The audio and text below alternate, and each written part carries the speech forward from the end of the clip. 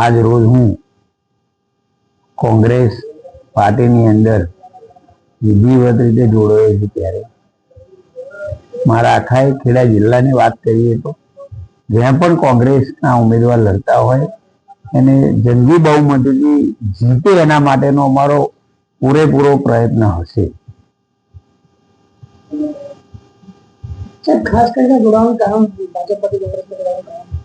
ખાસ કરીને ભારતીય જનતા પાર્ટીના પૂર્વ ધારાસભ્ય તરીકે પણ મારી જવાબદારી હતી ત્યાં સુધી, પણ જ્યાં પણ ખોટું થતું હતું હું જાહેરમાં સરકાર સામે પણ બોલ્યો છું. ત્યારે અમૂલની અંદર પણ જ્યાં ભ્રષ્ટાચાર થયો ત્યાં પણ હું અવાજ ઉઠાવ્યો છે, પણ એ પાર્ટીને ના ગમ્યું તેથી એમને મને સસ્પેન્ડ કરેલો હતો.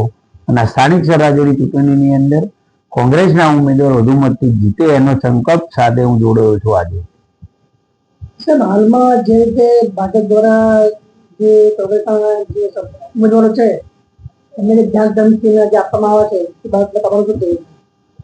2 દિવસથી પણ જ્યાં કંઈ ચાલી રહ્યું છે આપ પણ જોઈ રહ્યા છો મીડિયાની અંદર કે ભારતીય જનતા પાર્ટીના સૌ નામી અનામી બધા લોકો જ્યારે બહાર નીકળી પડ્યા છે ને તાલુકો અને જિલ્લો બચાવવા માટે જ્યારે નીકળ્યા છે ત્યારે કોંગ્રેસના ઉમેદવારોને કોઈને કોઈ રીતે લાલચો આપીને ખોટી પોલીસને હાથે રાખી ધમકીઓ આપી અને બિનહરીફ કરાવવા માટે ફરી રહ્યા છે. પણ આજ સુધી માત્ર તાલુકાની અંદર તાલુકા પંચાયત સભ્ય હોય કે જિલ્લા પંચાયત સભ્ય એક પણ સભ્ય એમની સાથે જયા નથી અને ટોટલી સીટો ઉપર ચૂંટણી થવાની.